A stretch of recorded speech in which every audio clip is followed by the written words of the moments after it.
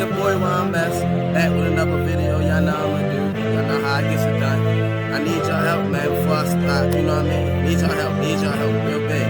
You know, I'm trying to grow this YouTube channel. What I need y'all to do is I need y'all to go here, type right there, Ron Best Jerry, you know what I'm saying? Go right there, boom. You see the channel? Boom, it tell you to sub, you know? Check it out, look, we're trying to get up. We're making videos non-stop. I need y'all help, man. We're trying to get up, man. I need y'all help. Rise and shine to the stars. We need help with boy out there.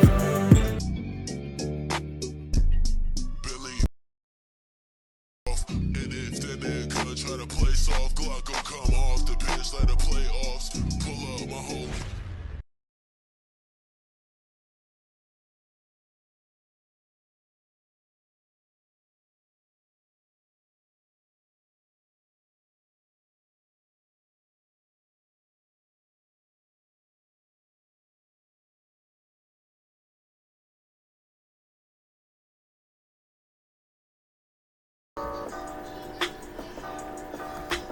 What's going on, y'all? It's your boy Jerry back with another video on the Jerry Reacts channel. And of course, you know, back with another video like usual. You know, we gotta come back with some fire content, you know.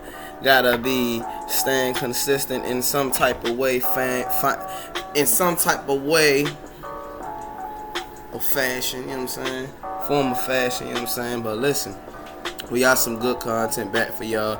We starting it off with some movie recaps, basically. If anybody don't know, for all y'all do know, movie recaps, of course y'all know.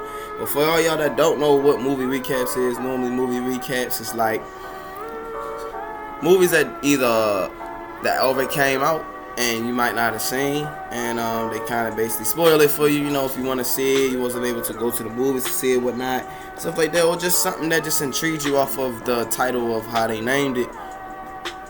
Movie recap. It'd be something that already basically came out already, something you can see.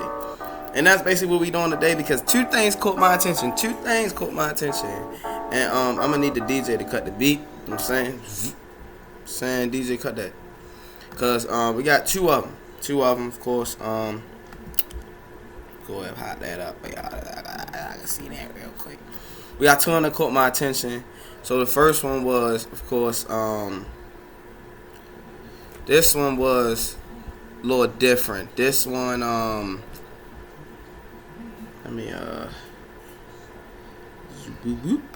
make sure I'm very small. I don't be wanting to be in the way of the video, you know what I'm saying? So I just be trying to make myself as small as possible, because you never know what's going to be going on in the vid.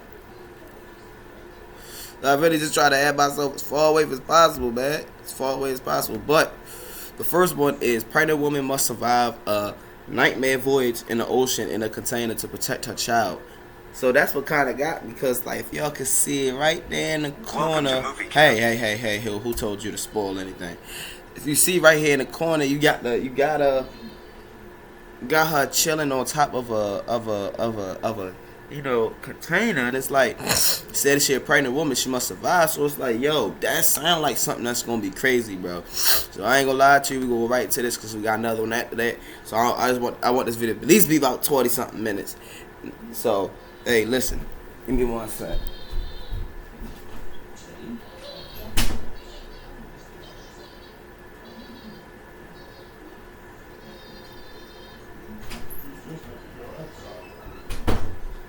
We ready to get right into this. Welcome to Movie Caps. Spoilers. Yeah, right into this. Watch out and take. Hold on, so it's called Nowhere. Care. All right. In this video, we will talk about a survivor thriller movie named Nowhere.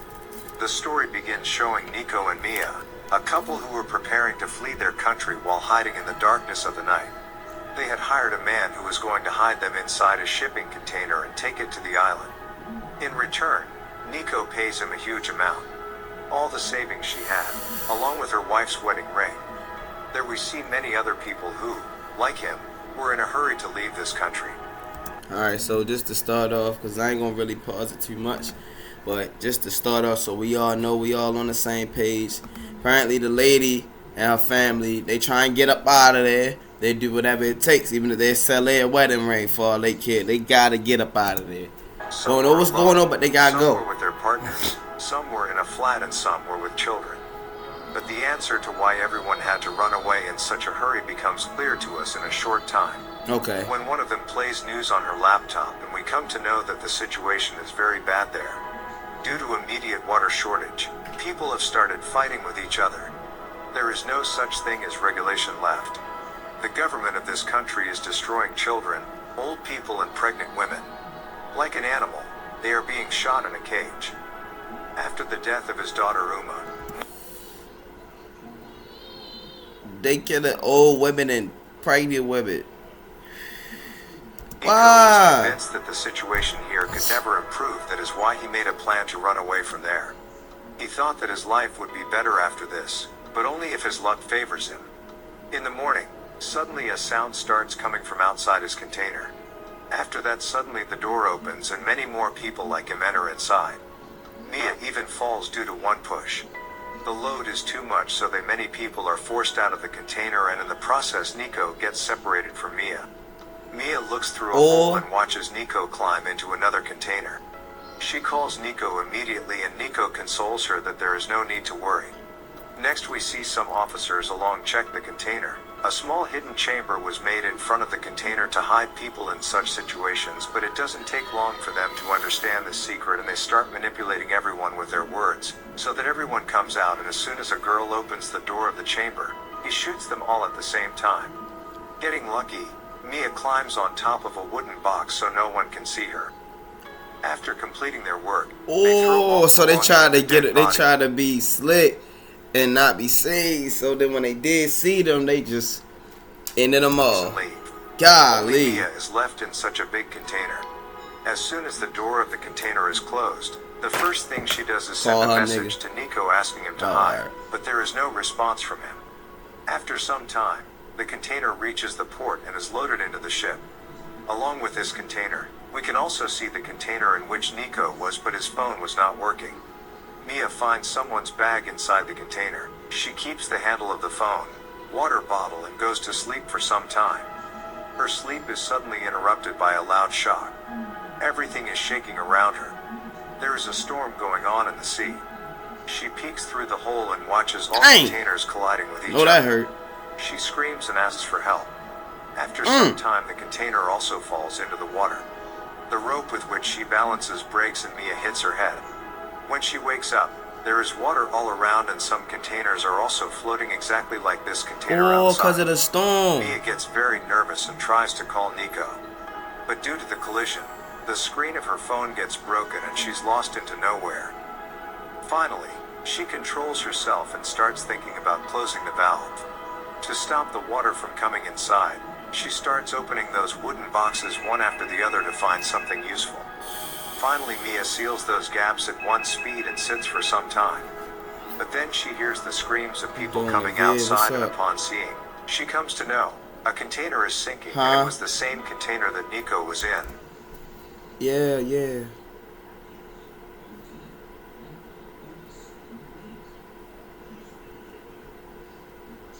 He what?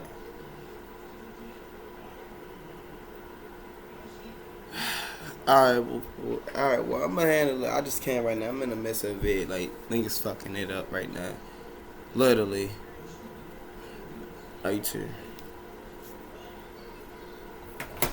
It happens. Which means he is no more. Due to this thought, Mia's brain stops working. At one point, Mia becomes so depressed that she starts thinking about suicide. She realizes that there is no movement of the baby for the last 2 days. Then, she picks up a knife, but just then her baby kicks her. She receives a call from Nico also, so she decides to stay alive and fight. She somehow starts spending her days by eating the lion little by little. Then, storm hits the area, due to which this container starts shaking and all the stuff gets scattered. Water starts filling rapidly. Oh man, inside what I the miss is container. getting worse. She realizes that her water broke, and in that stormy night at nowhere, she gives birth to a child, whom she names Noah. After this, she Wait, remains what? unconscious Wait, for several hours. Hold 3 up. days pass Yo, by go looking for back. something useful. Finally, Mia seals those gaps at one speed and sits for some time. Okay. But then she hears the screams of people coming outside, and upon seeing, She comes to know a container is sinking, and it was the same container that Nico was in, which means he is no more. Due to this thought, Mia's brain stops working. At one point, Mia becomes so depressed that she starts thinking about suicide. She realizes that there is no movement of the baby for the last 2 days. Then, she picks up a knife, but just then her baby kicks her. She receives a call from Nico also, so she decides to stay alive and fight.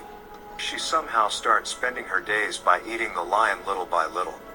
Then, storm hits the area, due to which this container starts shaking and all the stuff gets scattered. Water starts filling rapidly inside the container. She realizes that her water broke, and in that stormy night at nowhere, she gives birth to a child, whom she names Noah. After this, she remains neck around the unconscious umbilical for birth cord, to a man. child, whom she names Noah. Yo, I know y'all see that. Where she gives birth to a child, whom she names Bro. After this, she remains unconscious for several hours.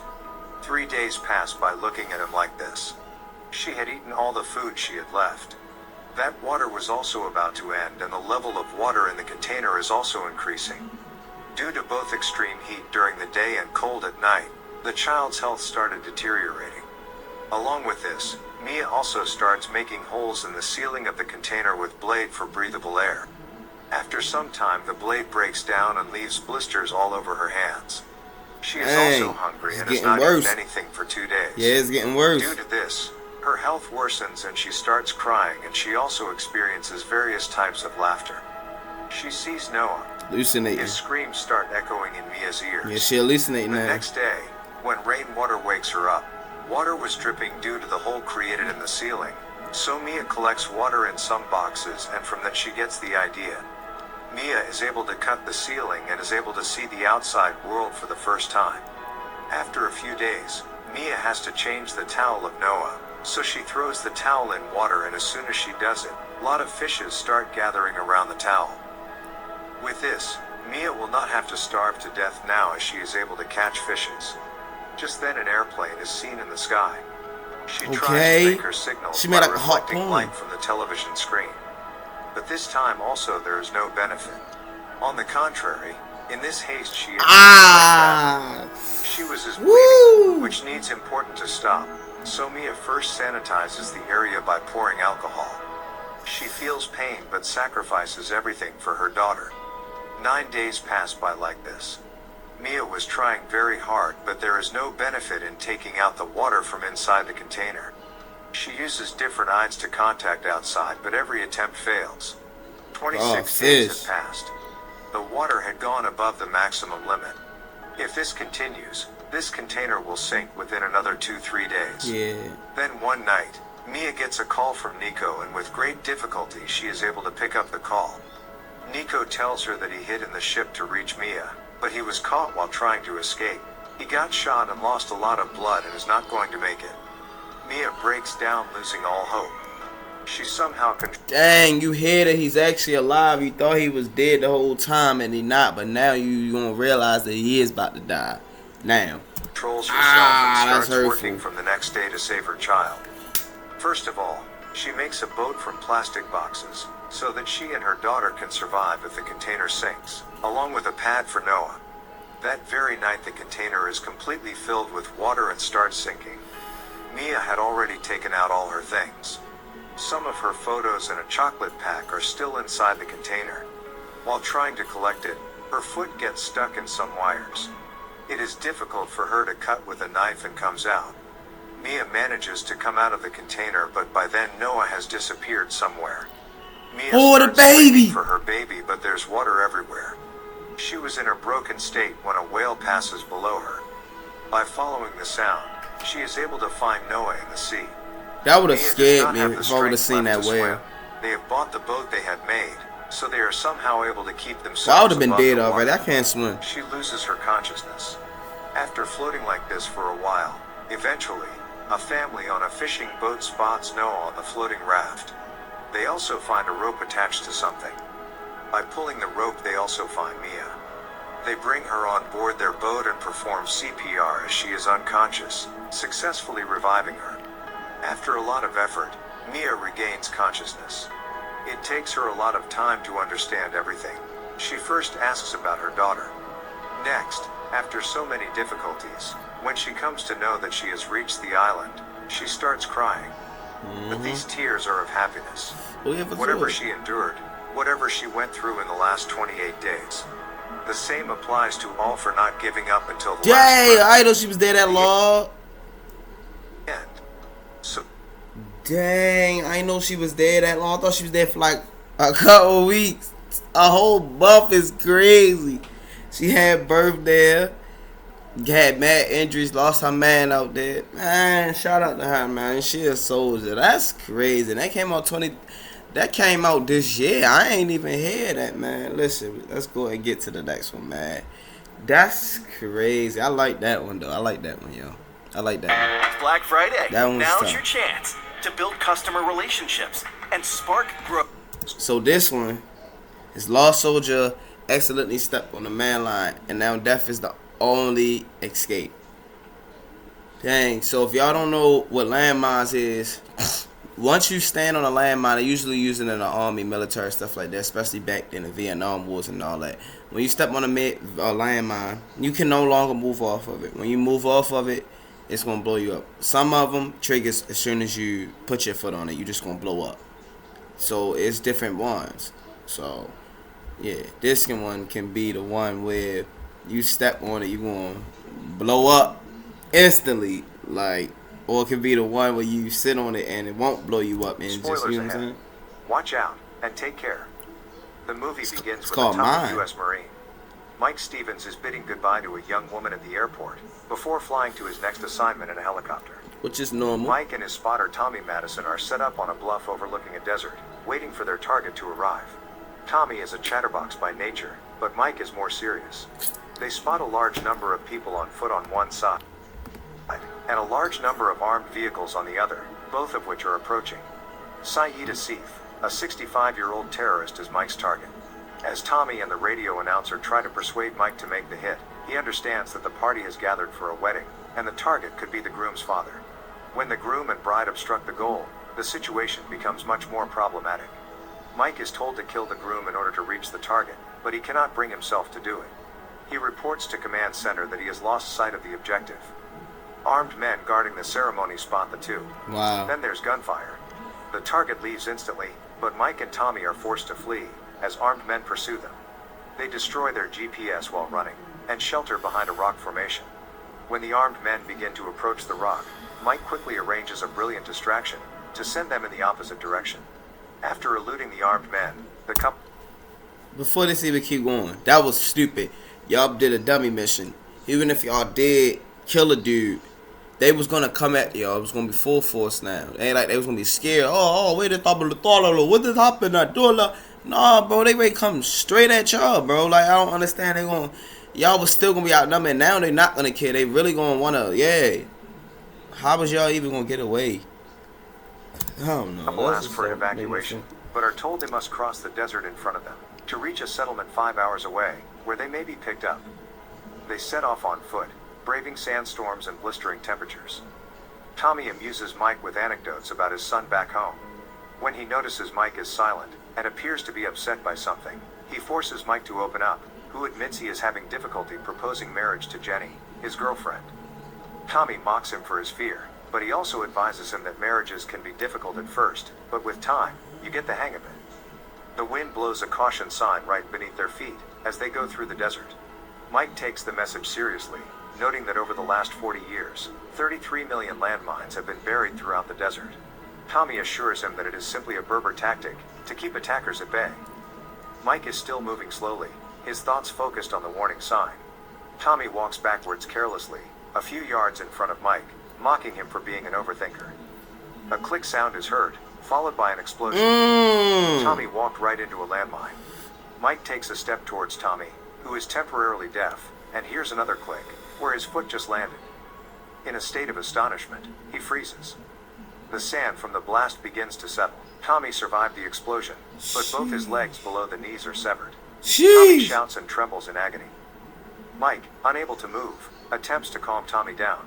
When nothing else seems to work, Mike brings up Tommy's son, which motivates him, and allows him to inject himself with the morphine Marines keep in their front pockets. Tommy again tries to grab his radio, but the anguish overwhelms him once more.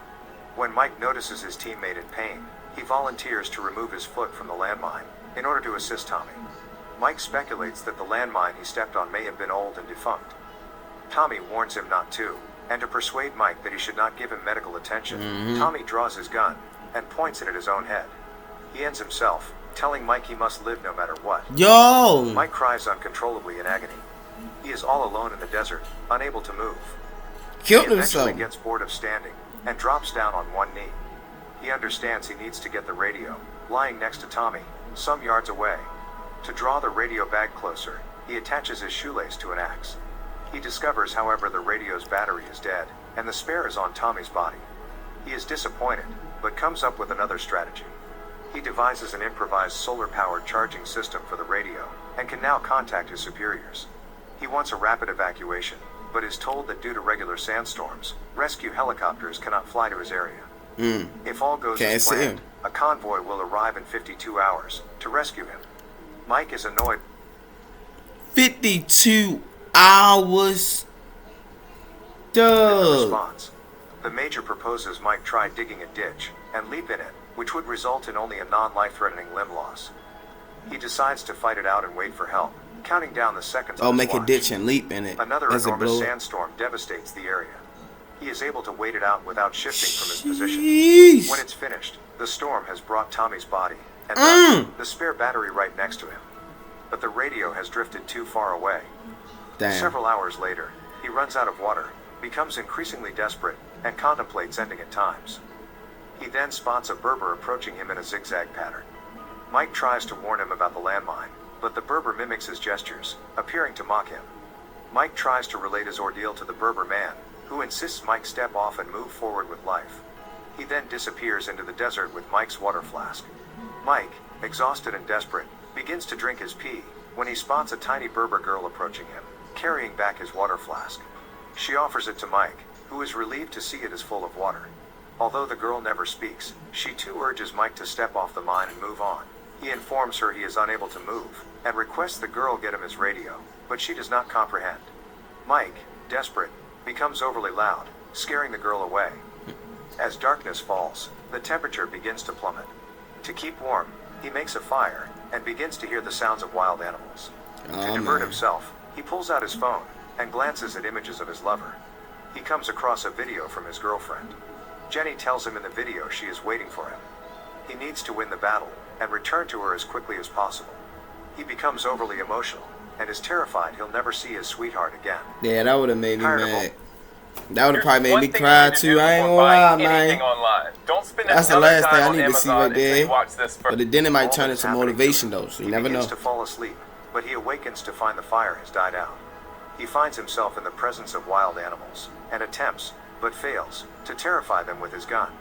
One of the animals approaches him, but he shoots it. When the animal lands on a landmine, it explodes, and scares the other animals away. The next Lucky. morning, the same Berber man appears. He considers Mike extremely fortunate to have survived thus far, despite stumbling on a landmine and spending the night in the desert with wild animals. He again urges Mike to step forward, but Mike refuses, and says he probably knows where the mines are, since he walks routinely.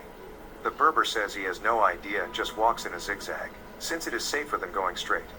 Mike again requests he retrieve his radio, who finally agrees, returns the radio, and then departs. Mike checks his watch. There are still 24 hours until rescue arrives. He gradually begins to have hallucinations. He witnesses Tommy's reawakening from his death, and is motivated by the fictional Tommy, who assures him that he will survive. As the sun sets again, Yo. Mike begins to reflect on all the mistakes he has made in his life. I got you, bro. I'm He back. begins to Listen, regret this is what leaving we gotta Jenny do. and coming to the mission.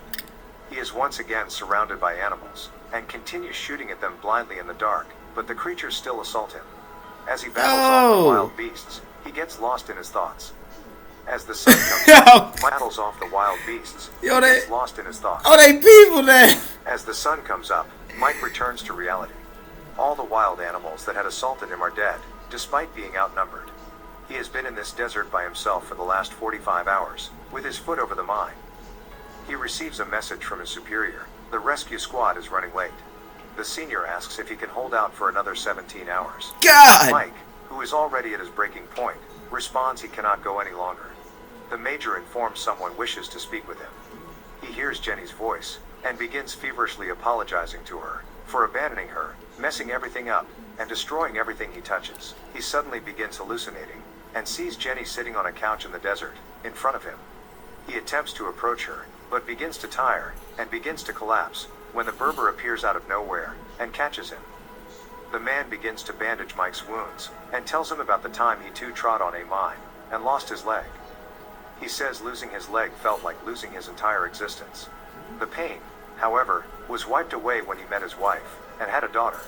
He believes no matter what happens in our lives, we must keep going forward. Yeah. Mike says that he is really fortunate because his daughter, who gave him water, is stunning and has her father's smile.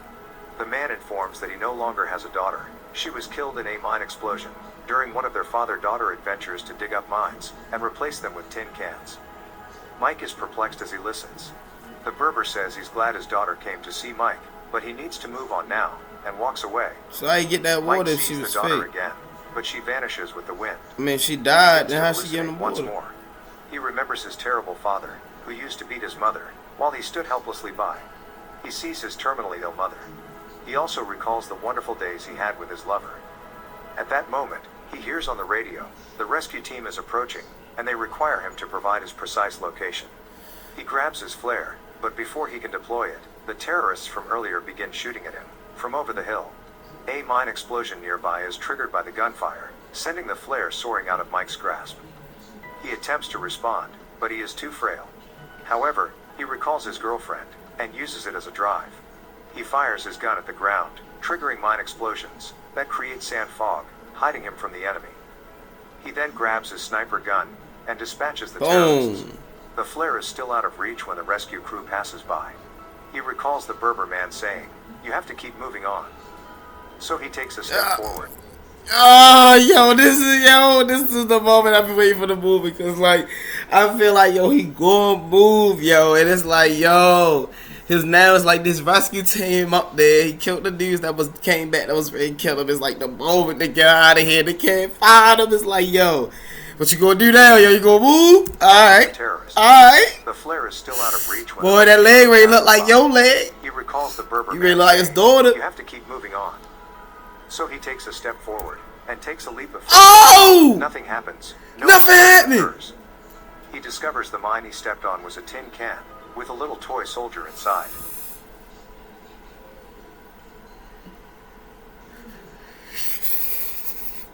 So this nigga could have got his teammate, probably saved them in some bullshit. Like, they would have probably still had to wait, but at least he would have been mobile. Like, he would have protected them and everything, made sure he was good, bro. His man's died. He been sitting there for 70-something hours. Dang, 80-something for real. They put on an extra like 10 or something, like, and this man whole time all he had to do was move. Oh my God! There by the Berber's daughter. The Berber's words come true. Throughout, they told that man move. They all told you. Returned to his girlfriend, and the only thing standing in his way was fear. Despite the non-lethal bullet wounds he received during the standoff, Mike feels relieved to be alive. He suddenly bursts into tears and fires the flare before collapsing on the ground. He is found by the rescue crew and returned home. Boy, I bet after that big old little blockhead of yours started listening to everybody. You heard me. Him and his daughter told you, let go and let God, boy. You ain't want to listen. You ain't want to listen. But listen, man. Oh, man.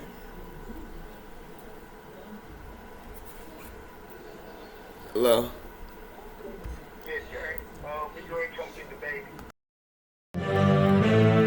What's good, y'all? It's your boy Ron Best, back with another video. Y'all know how I'm gonna do. Y'all know how I get it done. I need y'all help, man, before I start. You know what I mean? Need y'all help real big. I'm trying to grow this YouTube channel. What I need y'all to do is go ahead, type right Right there, Wyman's Jerry, you know what I'm saying? Go right there.